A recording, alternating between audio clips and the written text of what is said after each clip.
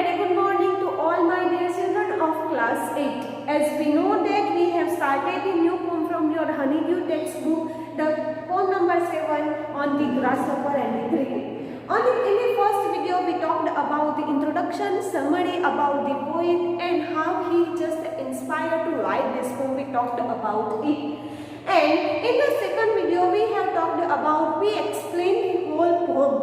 And now it's turn of the poetic devices. Right? Which type of poetic devices used by the poet in this poem we'll discuss today. But before that I would like to summarize the whole poem. So in this slide we'll see first of all the summary of this poem, what it is about. So we are just reminding the things here by giving the summary over here. So students, it is the summary on the grasshopper and the cricket by John Keats is a fine piece of sonnet. As we know that it's a patriarchal sonnet divided into two parts, sestet and octave. A poem of the 14 line, right? This is the 14 line poem. As we know that it's divided into two parts. In the first stanza it is the 8th line, that is called the octave, and in the second stanza it is the 6th line, or it has the 6 lines in it, so it is called as a sestet. The poet is inspired by the beauty of nature. Keats has introduced two little creatures, that is the grasshopper and the cricket. The grasshopper suggests the joyous mood of nature in the scorching heat of the summer, whereas the cricket symbolizes the silence of bitter cold of the winter. As we know that the grasshopper is a symbol of the summer season and the cricket it's a symbolized and it refers with the winter season. They are just creating the beauty of nature in these different seasons. Both the creatures keep the poetry of the earth everlasting even in the too harsh season. This poem is all about how the grasshopper and the cricket carry on with the endless song of the nature and entertain everyone with their sound. So here students, this is about the grasshopper, how they are just continued their singing a sound, how they have just increased the beauty of the nature by giving their contribution by singing the song in the different season, that is the summer and the winter. Now students, it's turn of the poetic devices. So we are just going to start the discussion of the poetic devices. As we know that students, this is the poetic devices. So we'll discuss first of all rhyme scheme.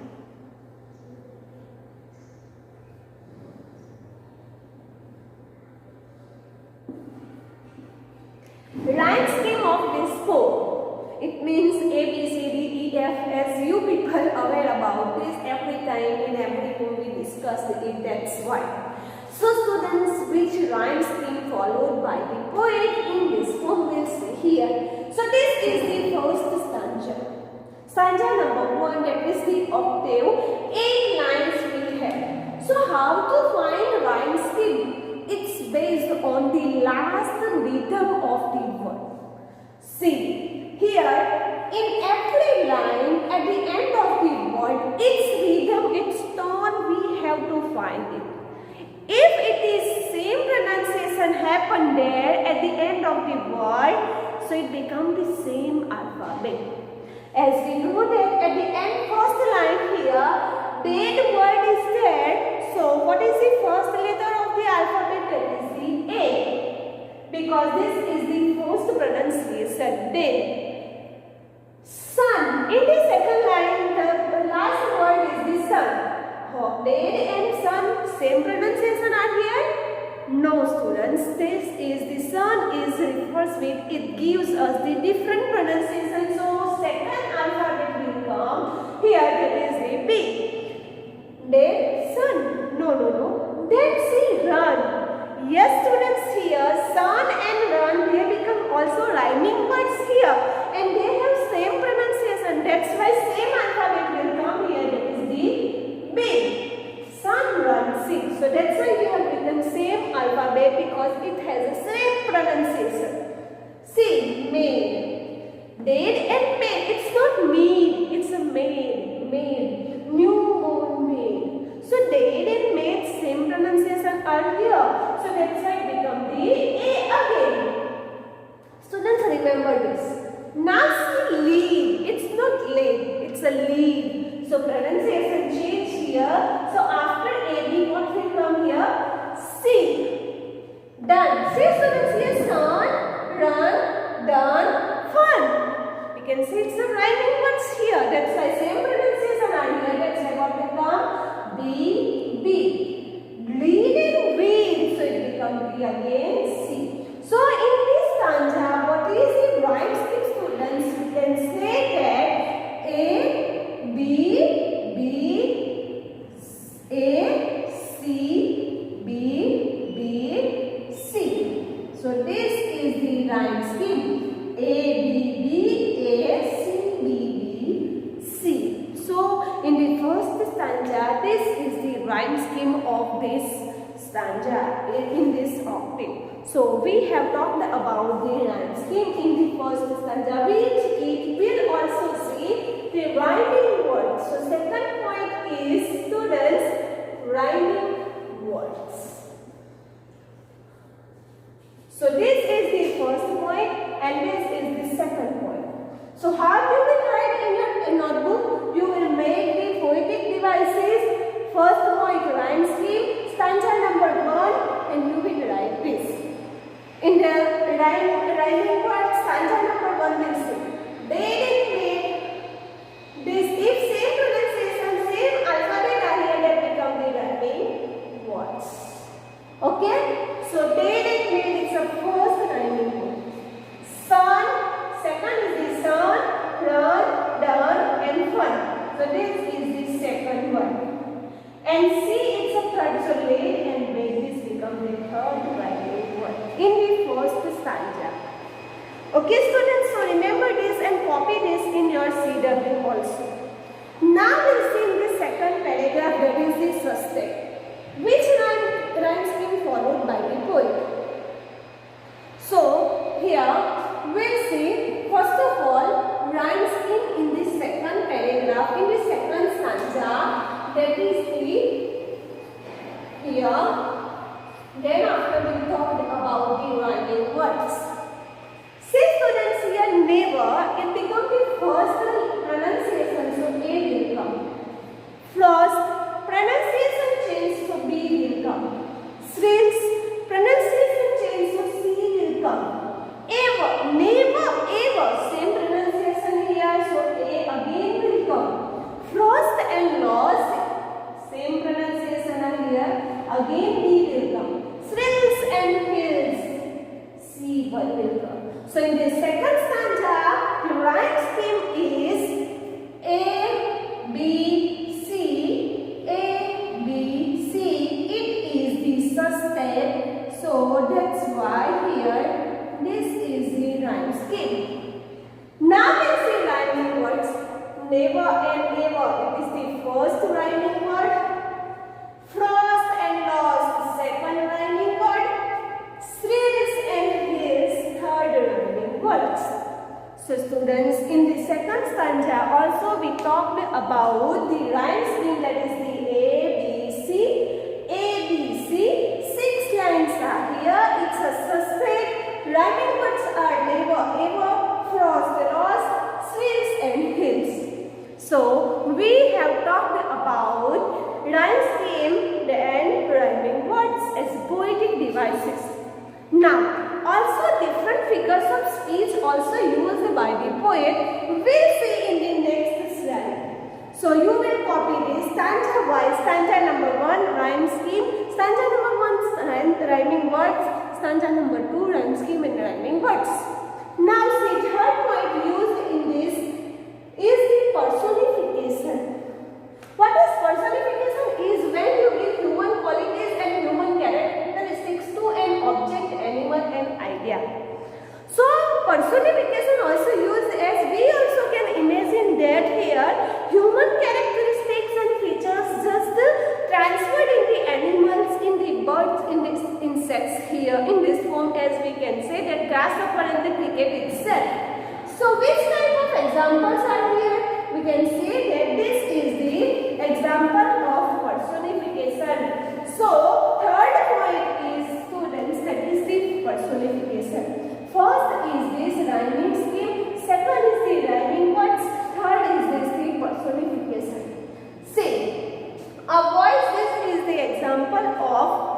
can say students the personification.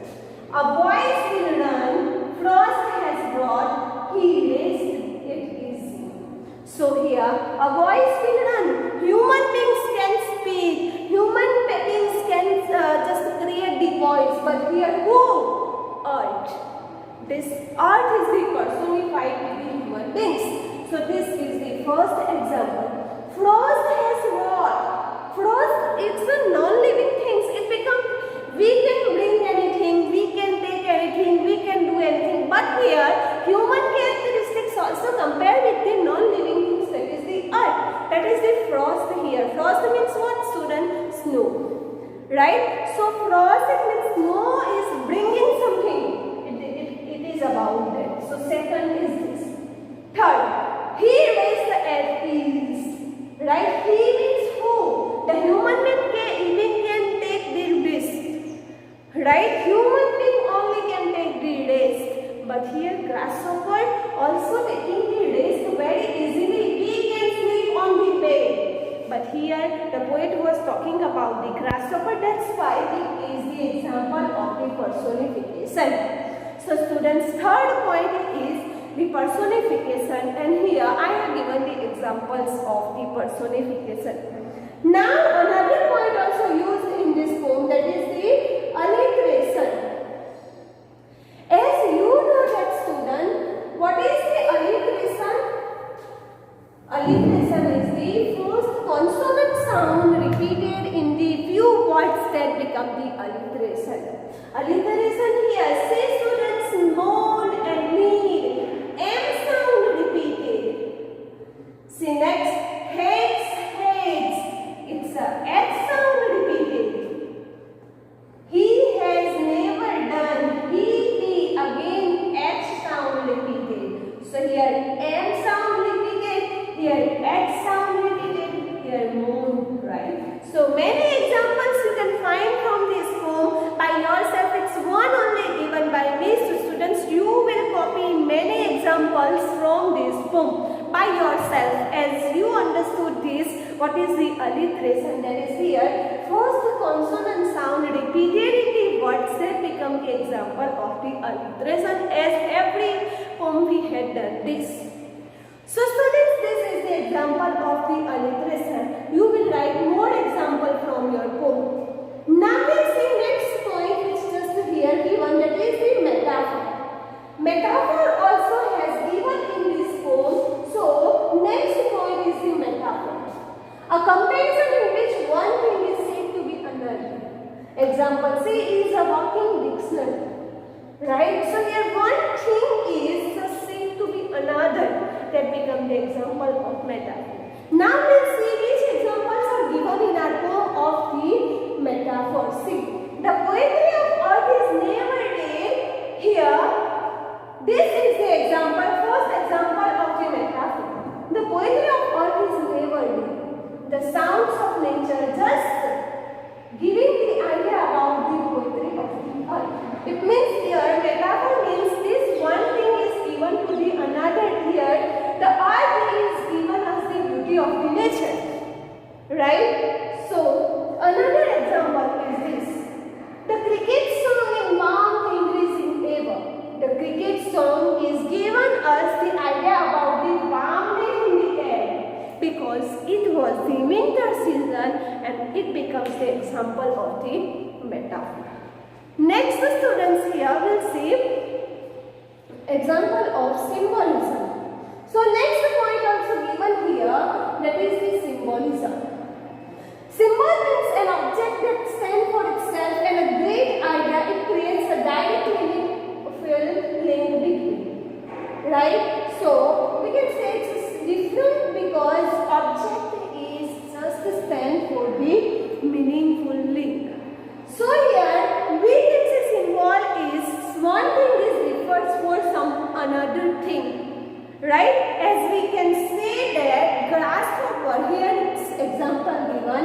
See, grasshopper, it's the symbol of the summer season and cricket is the symbol of the winter season. So students, this is the example of symbolism, and last point is this only. Symbolism, as we know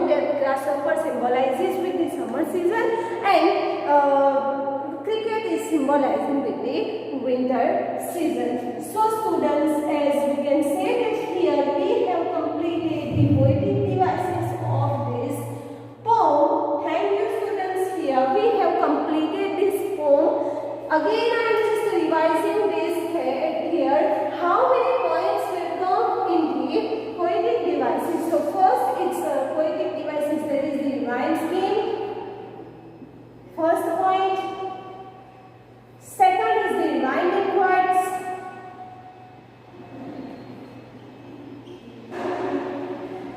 Third point, that is the personification.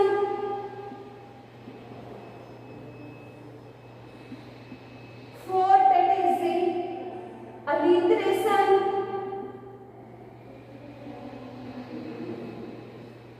Fifth point we can say as metaphor. And sixth, it is symbolism. So students, in this poem 6 points are coming as poetic devices. First is the rhyme. So like this way you will write here all the points with its example.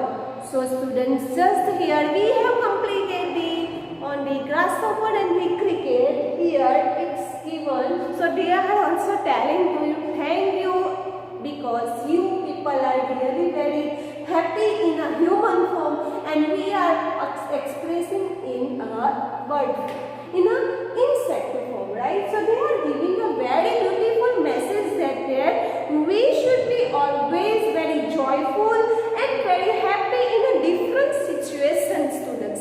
So this is the moral of this poem only. Always be joyful, always be happy, always be satisfied in any difficult or tough time. No matter what difficult, what obstacles are coming in front of we people, we have to dare just to stay very calmful. So this is only very beautiful message of this poem. So students, thank you and have a nice day.